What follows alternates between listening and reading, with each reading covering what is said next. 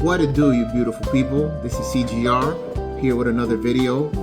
It's funny how life is, you know, like sometimes you'll watch things for entertainment and it ends up being deeply profound. So there's this anime that I'm watching. I started watching it with my wife. It's called Sword of the Demon Hunter. That's what it's called. And yeah, there was this scene that I was watching on it, and the scene was kind of talking about, you know, something like a metaphor for, I think, the status of a lot of people these days, especially in the dating community, in the dating world. And this is a deep metaphor because it can go a lot of ways. So I'm going to go ahead and play the clip of the scene that I'm talking about. いや、それよりお風はこんな遅くに何を？桜を見ていました。これは柳だろ。違いますよ。ほら、雪柳と言います。咲いた花の重さにしなだれる姿が雪が積もった柳みたいでしょ。だから雪柳。でも実際には柳ではなく桜の仲間なんですよ。雪柳か。桜には見えないな。桜でありながら柳を模し、柳に見えて柳ではなく、柳と桜、どちらにもなれない。雪柳は哀れだな。でも綺麗でしょ。柳ではないけれど桜として見られなくても雪柳はとても可愛らしい花を咲かせるんです。私には雪柳の心はわからないけれど、きっとこの子は我が身を儚んではいないと思います。だって自分が嫌いだったら毎年咲こうとは思わないじゃないですか。だから哀れむ必要なんてありませんよ。桜であっても柳であっても、この子は春が来るたびに綺麗な花を咲かせるんですから。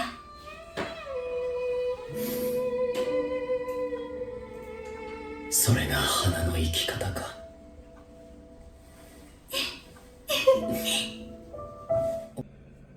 So yeah, that was what did you think about that, guys? Like, what came to mind when you were watching that? Did you think that maybe sounds a little bit familiar, sounds a little bit like the confidence problem that we're having, the lack of self-love issue that we're going on? You know, I see so many people, especially guys online, posting things on threads and on you know, on dating boards, saying like, oh, and not just guys, I see girls saying this too, but like saying like dating sucks. And as a man, I have to be 6 foot tall or taller. I need to be rich. I need to be this. I need to be that.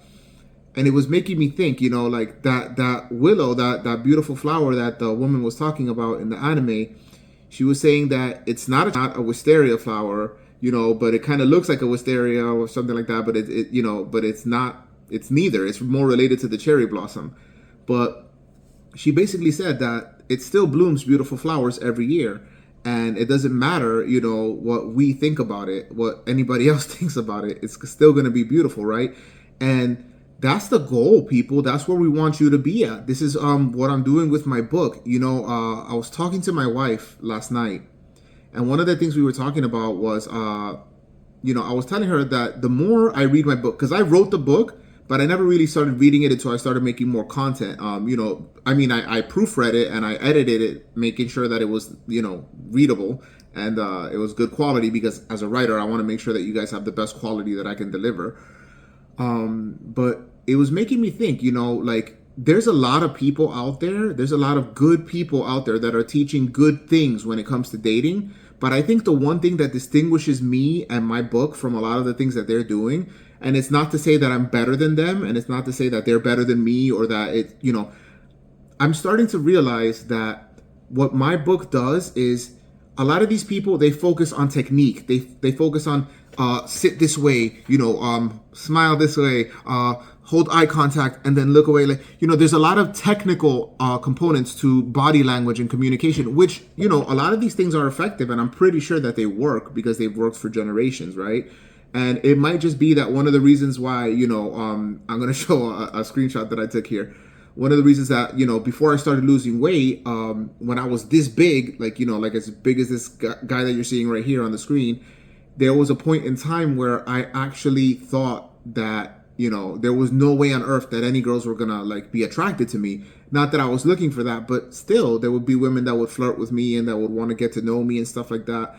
And it's probably because like I have been mastering, or let me not say mastering, I've been learning how to love myself better, right?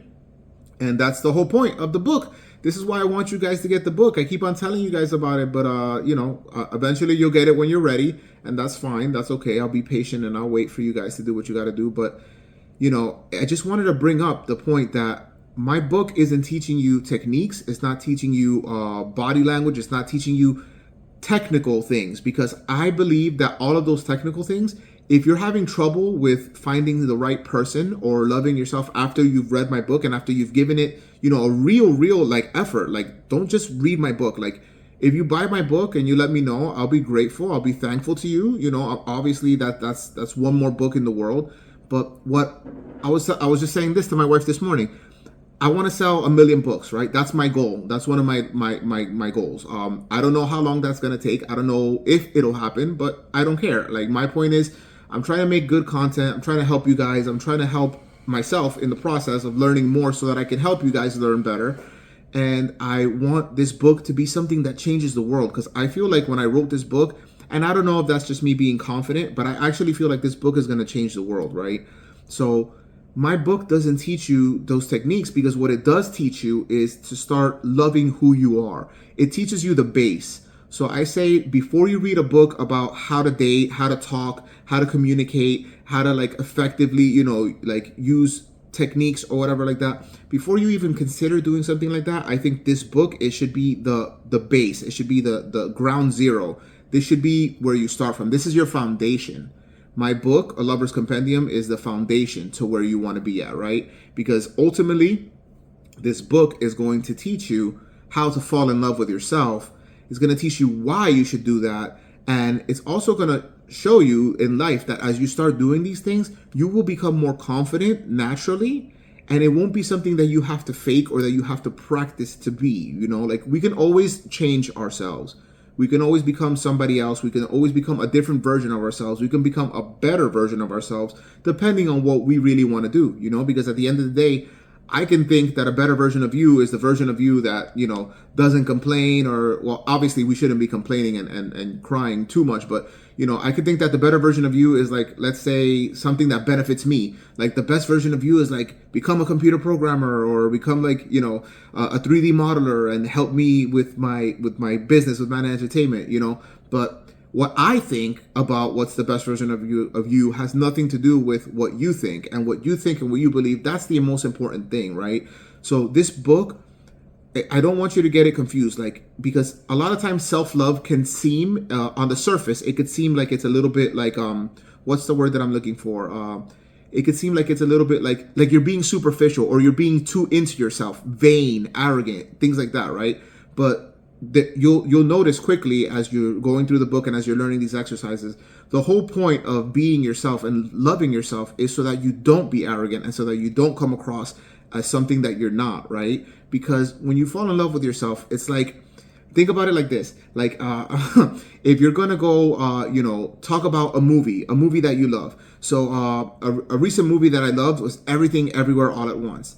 Now if I tell you, oh my God, Everything Everywhere All at Once, that movie is so dope. Oh my God, you gotta watch it. This movie is sick. Like, it's so amazing because it's a metaphor for how like the actual reality is supposed to be, according to like, a lot of these like people that have discovered these things doing like psychedelics or, studying consciousness and stuff like that.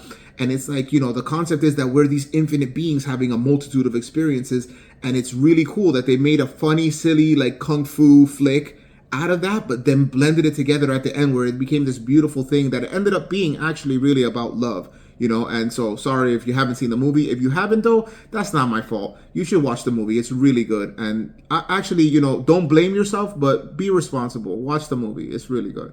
But but no, really though, like that movie, if I told you that, right, you might be interested in the movie. You might be like, oh, I might want to give this a shot. Maybe I wasn't looking at it from the right angle. Maybe, I wasn't thinking esoterically or spiritually or like in a deeper physics kind of way.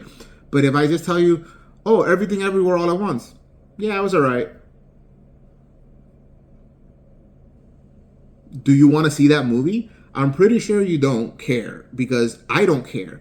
So the same concept becomes true for everything in life. If you don't care about yourself, if you don't think highly of yourself, or you don't think, not even highly, thinking highly of yourself takes practice. That's a difficult thing to do, because to think highly of yourself, you have to be careful that you're not going into arrogance or into like thinking that you're better. Never think that you're better, but always think that you're good enough. Nobody's better than you. You're not better than anybody, right? We've talked about that in other videos too.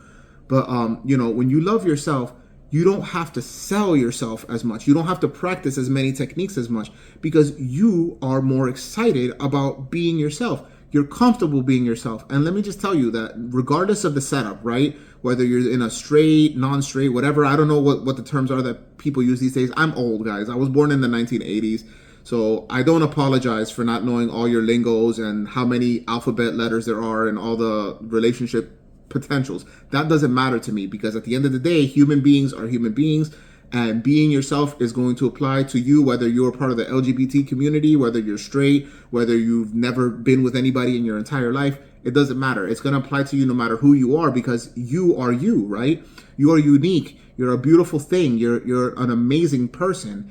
But you've been taught by this world not to believe that. You've been taught that you're the opposite of that, or that you're not worthy, or that you don't deserve love, or that you don't deserve to have good things. And let me tell you, you're watching this video, you're watching my channel, you're slowly but surely, you're not going to believe that junk anymore, because I'm going to give you multiple reasons and multiple examples to prove to you that you are much better than you originally thought, and that the best version of you is the version of you that can love yourself so much that you just love others naturally. You become a loving person. You become more compassionate. You become kinder. You become more aware of, what other people are going through. But you also become a little bit better at boundaries, right? Because you realize, if somebody's going through something and you had nothing to do with it, it's not your fault. You can sympathize at a lower level, you can empathize at a higher level, but at the end of the day, you cannot take responsibility or blame for something that somebody else does, even if they like to blame you for it. So online, you might see a couple of times, like when I'm feeling like I don't want to argue with somebody, or there's no point in arguing with somebody, I'll be like, hey, if you want to blame me because it makes you feel better, you can go ahead and do that. But I usually do try to mention, like, you can do that, but it's not going to make you feel better, because you're just going to view it as like, you got the win, but did you really get the win? No, I just didn't feel like dealing with you, and I didn't feel like bothering with somebody who's going to be in that negative mode, in that victim mode, in that pity party, in that negativity and looking for somebody to blame. That stuff, that's not sexy, that's not attractive, that's not, that's nothing that makes you look or feel better than what you're already being, right? So, with that being said, going back to the original anime clip that we were watching today, from the Sword of the Demon Hunter. So, it was very profound, because she was telling you that basically this flower doesn't judge itself for not being something that it looks like, and it also doesn't judge itself for not being the thing that it's closely related to. Those are two things that it's not. What it's focused on is, this is what it is. It produces beautiful flowers that look like snowdrops, and this is what it is, unapologetically, without shame. It's beautiful. And this is why I believe that, God, the creator, whatever it is that made all this stuff that we experience, made everything beautiful, made everything wonderful in its true form, right? Like, the true nature of things is beauty. Like, there's beauty in everything, because everything comes from love.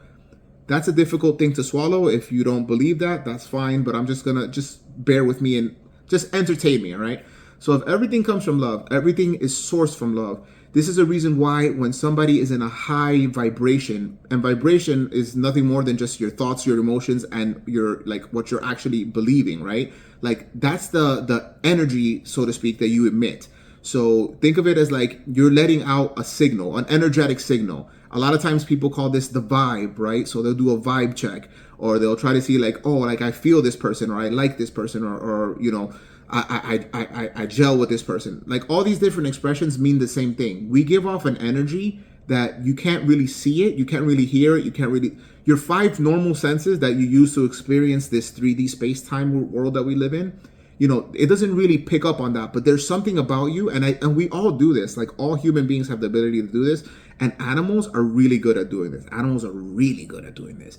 They can pick up your energy, right? And your energy never lies. So if you are presenting yourself as like this super suave millionaire, rich, fake it till you make it kind of guy, and you're going through the motions, and you could find success doing that. I'm not saying that you can't, but the point is, there's going to be people who are better at reading a vibe, better at reading the energy, and they'll want nothing to do with you because they can tell that that's not who you really are. When the cameras are off, when the lights are off, and when nobody's around, you're pretty sure they're not that person, right? They're cultivating that image. They're making that image. They're building an idol in a sense.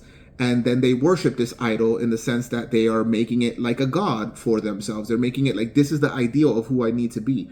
But in reality, the person who they really are is a lot closer aligned to the goals that you have than the person that you think you need to be to get there, right? So take for instance, people like Steve Jobs, like Steve Jobs, he was unapologetically himself. He was so confident that he would say things like, I don't know if you guys knew this, but Kevin O'Leary, one of the sharks on Shark Tank, he used to work for him. He used to work for Steve Jobs.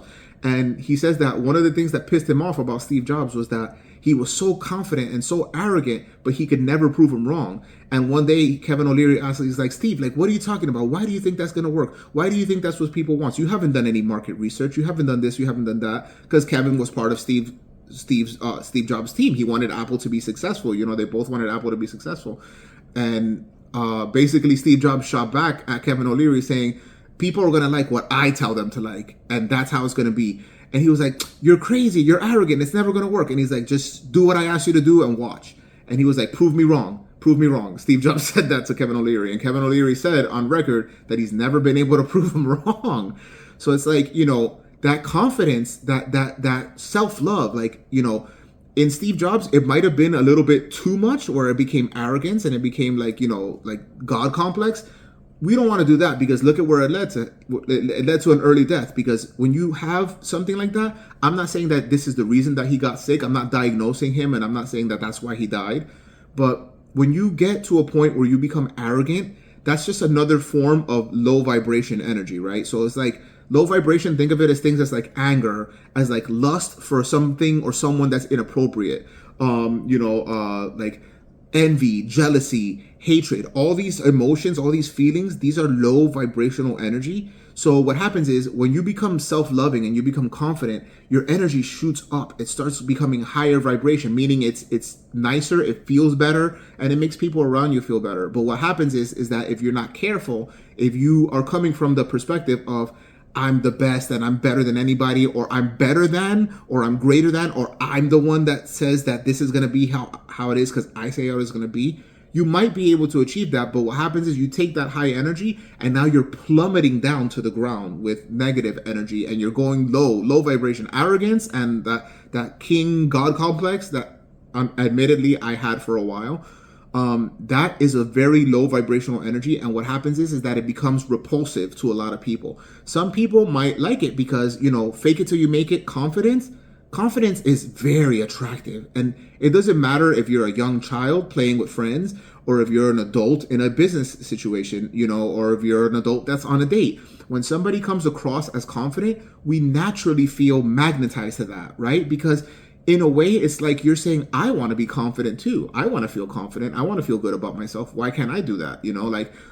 Man, like, look at how confident this person is. Like, wow, that's really attractive. Like, I want to be with somebody that's like that. Or like, little kids might just think like, oh, this person's fun, because they're little. They don't have the vocabulary to describe what it is that they're feeling, but they're feeling something good, right? So this is ingrained in humanity. This is something that we all are able to do at some level or another.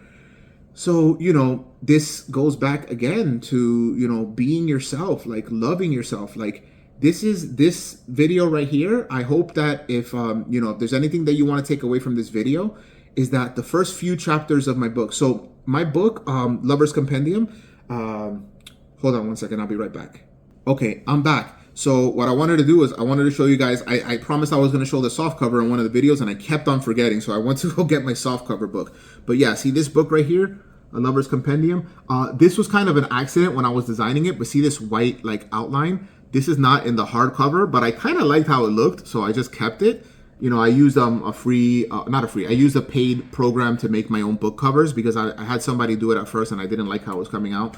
But like if you see, I'm not sure how well this is going to look on here, but if you look at the chapters, the first part of the book is about me, and then there's the introduction, and then chapter 1, why is it so hard to find love? Chapter 2, are you ready to find love? Chapter 3 is know thyself, and chapter 4 is love thyself for real. Right? So the first 4 chapters of the book, if you read this book and you give it a shot, like you should be doing if you're watching this channel, because you're seeing that these things make sense and there might be something to what I'm saying. If you read the book and you understand what's going on with it, you'll see that the beginning of the book, the majority of the first third of the book, I would say, is basically teaching you how to love yourself and giving you reasons why to love yourself. There's scientific research that backs this up. This isn't just me being esoteric and spiritual. Like, I'm a person who I really like combining science and I like combining spirituality, because I feel like at the highest levels, they're probably one and the same. This is probably why, if you believe in the UFO phenomenon or whatever, like aliens or whatever, this is probably why at the higher levels, like when you see UFOs, like they exhibit things that are not bound by the rules of nature, things that you would consider spiritual, like phasing in and out of reality, teleportation, like stuff like that is not things that those are not normal things that happen in physical 3D space-time reality, right? So it's like, I believe that at the higher levels, at the levels that we probably haven't really achieved, at least in this stage of humanity, because we might have achieved it in the past, and I'm pretty sure this is how they build the pyramids and like all these megalithic things with stones that are like more than 13 tons. We don't even have machines in our modern superior technology that can lift those things, that can even lift them, let alone put them into place perfectly and stack them at very strange angles, right? So they probably had access to things that would appear magical, and it could have been a technology. It could have been a technology that just appears magical because, the higher the level of technology, the more it will appear as magic to somebody who isn't exposed to it. This is why when we've had people fly over islands where there was tribes that haven't interacted with the modern people for like hundreds and hundreds of years, they thought that they were gods because they arrived in these metal shiny objects in the sky. They landed, they had these strange clothes, they had these bizarre things like maybe a watch or like a cell phone. It was weird. It was strange. Like, to people that were living in a tribe, it was like, that's magic. That's not technology, but we know that that's technology, right? It's probably the same concept. So at higher levels, this was my long-winded, nerdy explanation for why I like mixing spirituality and science. But my book it's me, right? It's a reflection of me, but it's the part of me that's learning how to love himself, and the part of me that understands that when you love yourself, you love other people around you better. So, like that new phrase that I have, love better, right? This is the whole point. Like, I want you to love yourself. I want to live in a world where people actually love themselves, because in this world where people actually love themselves, you just love people around you so that you have less malice in your heart, less negative intentions, because if you love yourself, you don't view the world as like, everything is a competition, everything is against me, everything is out to get me. You view it as like, oh, there's infinite possibilities. There's, I could live good, I could live luxuriously and have a wonderful life taking care of my wife and my children, and that in no way, shape, or form will prevent you from doing the same thing. You can also live a wonderful life with your spouse, with your children. You can also do the things that you wanted to do. You can achieve your dreams. And then what happens is, when you love yourself and you're coming from a place of authenticity, and you can be who you really are, unapologetically, without shame, then what happens is that you become the person that is just magnetic. You have that energy. Remember that high vibration energy that I was talking about? People just suddenly get along with you. They might talk to you where they wouldn't have talked to you before. They might, they might be curious. They might look at you. They might admire you from a distance. And, those things feel nice, because let me tell you, I'm a human being, and my objective with this channel right now is I'm listening to the advice of Diary of a CEO. So for so many of those guests that have been on that podcast, they all say the same thing. They were like, just try to make as much content as you can. Steven, the host of the show, he said, make 1,000 videos. He told that apparently to his fiance, make 1,000 videos and don't care about if people like it, if people subscribe, if people comment, but like, yesterday I had my moment. I had my moment where I was like, damn, this video was really good. I really liked it myself. And I feel like if people give it a shot, they would really like it. But, you know, something's not translating well. And then I started thinking that. I'm like, maybe I'm doing something wrong. Maybe I'm not talking right. Maybe I don't have enough energy. Maybe I need to be like more like excited looking and woo, wow, my God, YouTube, wow, bro. You know, so like, I don't know, like I started thinking those things, but then I had to sit down with those thoughts and with those feelings, and I had to actually pay attention to them. And it was making me realize that wasn't me feeling that way. That was who I was used to being. Because if you guys aren't familiar, I mean, you'll read it in the About Me. I grew up in a very traumatic life. I did have fun. I had a lot of fun as a kid, believe it or not. Like, you know, I say these things not to sound like a victim, but to just be honest about where I'm coming from. I come from a very traumatic background in the sense of I had, and not trauma just as in like physical trauma. Like, it wasn't like my dad was physically abusive to me, but it wasn't every day. It was like, it wasn't a living nightmare that I had to live with every day. But when it happened, it was powerful enough that it burned into my memory, and it doesn't feel good, and it made me feel always anxious and scared, right? So what happens is that, you know, there was a long time in my life. I think I mentioned this in another video, so I'm just going to summarize it.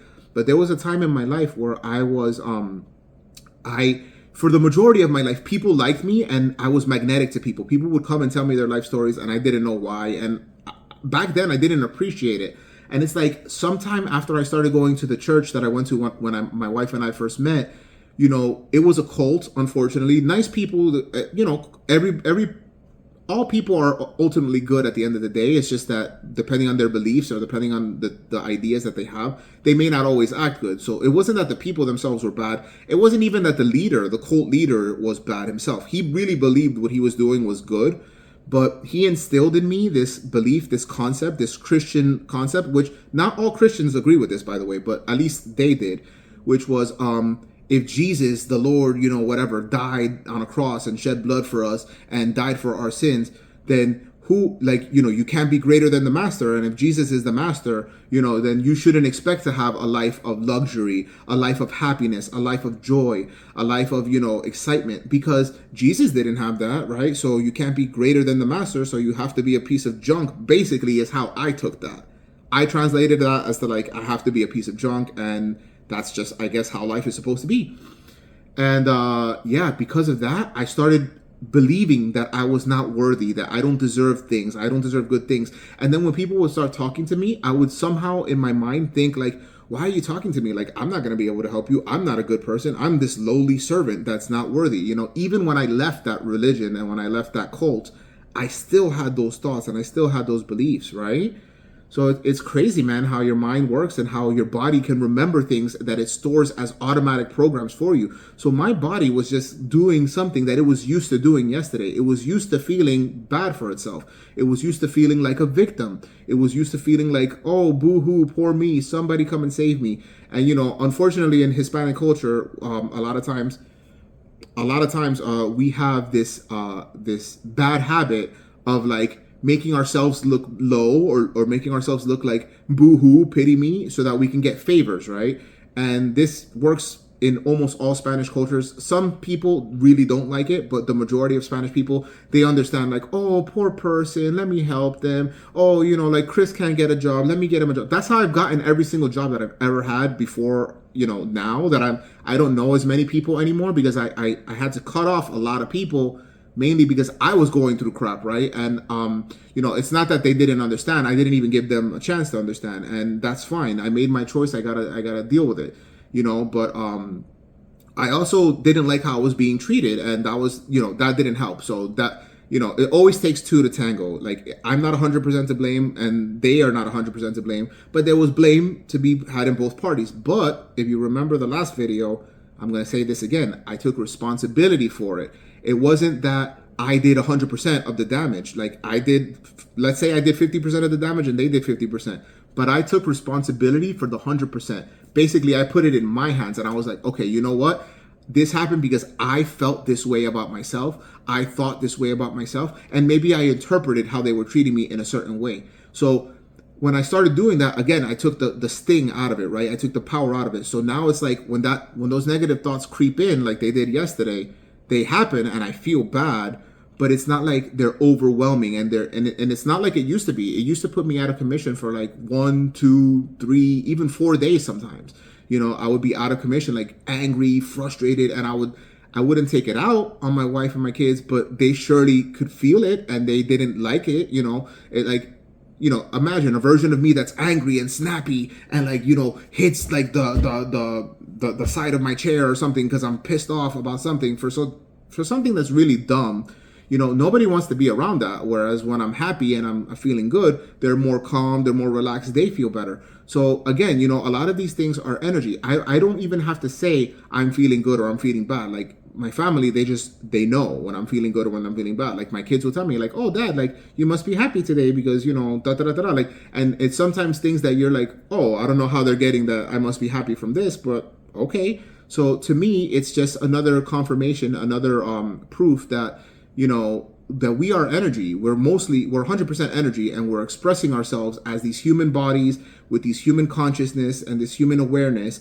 And to be human is to be limited, right? But I believe that this is a limitation that we choose before we choose to even be born as a human, so that we can learn certain lessons that you can't learn when you're in your infinite form, because I believe that all of us, 100% of us, are God, right? We are basically the creator of all things, experiencing life through this unique vessel that is me, that is you, that is blah, blah, blah, blah. And this is why we don't always see eye to eye, because we have different experiences, we have different nature, we have different nurture, so we might not always see eye to eye, but, if you're perfect, if you know everything, there's nothing for you to learn, then there's no point in trying to learn something new that you haven't learned, because you know everything that there is to know. You're omniscient, you know everything. There's nothing is a mystery to you, right?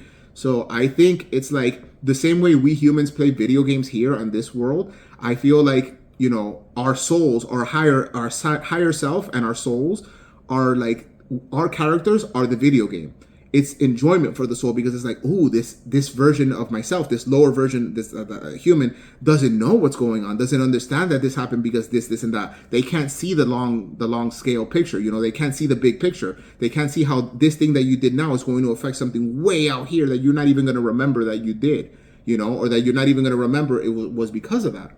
So part of the mystery and part of the fun of being a human is the unknown, and we're taught generally to fear the unknown. But, the unknown is a magical place. It's where you can create new things that didn't exist. Like, think about it. Everything that didn't exist before was unknown until it became known, right? So we shouldn't view it as something to be afraid of. But even though we shouldn't view it as something to be afraid of, we should also consider the fact that by doing these things, by learning to love yourself, by being okay with who you are, with saying, you know what, I may be 5'6" as a man, and I may only make minimum wage at a job, but I'm responsible. I take care of my bills. I help my parents. Let's say if you have children and you're divorced, like I pay my alimony, I pay my child support. These are things to love about yourself. These are things that are good. And somebody like me that was in my situation when I was at my darkest place, I would have said something like, oh, well, instead of, and I did used to do this, instead of focusing on all the good things that I did, I would be like, but I'm still not rich. I'm still not able to let my wife quit her job. I'm still not like the happiest father in the world that's like silly and goofy with my kids 24 hours a day. I'm still not, influential, making these, super successful video games that everybody loves. And even to this effect, yesterday, this book still has not sold more than 20 copies, let's say. But see, instead of viewing it as like, my book hasn't sold more than 20 copies, I could say my book has sold almost 20 copies. That's 20 people that gave the book a shot that I would never have thought would have given them a shot. So if you shift your perspective, you see how we can focus on it in a different, it's the same exact situation. Let's say the number was 15. Let's say I sold 15 books in total, right? It may be less than that. It may be more than that. I don't know, because I haven't tracked in a while. But let's say I sold 15 books. I can view it as like, oh, I only sold 15 books. I'm never going to get to where I want to go. I need to sell at least 100 books to be even considered for blah, blah, blah, blah, blah. And then this is going to go wrong. And then why doesn't this happen? And why didn't this person, I told them about my book and they didn't buy it. And, they should have bought it. Like, this person is going to be helped by the book. I can do that. And while I'm doing that, I'm getting stressed out, I'm getting angry, I'm getting frustrated. Not only am I physically impairing my own health, I'm lowering my immune system, right? I'm lowering my immune response to anything that could come in. So if I'm sick, if there's any sickness going around, I'll be much more likely to catch that sickness. If I'm already sick, I'm probably likely to get worse, right? Because stress is a killer, people. Like, there's good stress and there's bad stress. But good stress is something that gets you excited. Like, for example, like when I'm making a video game, you're working collaboratively with people. You're working with programmers that program it. You're working with artists that make all the stuff that you see in the game. You know, whether it's environmental artists, character artists, you know, all these different things. You're working with those people. You're working with somebody who makes music, and their process is different than the person that makes art and sound effects. You know, like, and you're working with like other creatives that, like, you know, these are people that are not you. So you have to be a little bit stressed to figure out, how do I work well with these people? How do we collaborate in a way that's harmonious and gives us the best product, right? So going back to that example with my book, so 15 copies of my book, I could say, wow, I didn't even think I was going to sell 5 copies of my book. And that could be viewed as like, oh, did I not love myself enough to think that I could sell? I love myself to think that I could sell 1 million copies. But I also know that I don't know marketing. I don't know PR, public relations stuff. I don't know social media. Like, I'm posting stuff all the time, and I have no idea what I'm doing, guys. I have no idea what I'm doing. I don't have a strategy. My only strategy is what I learned on Diary of a CEO.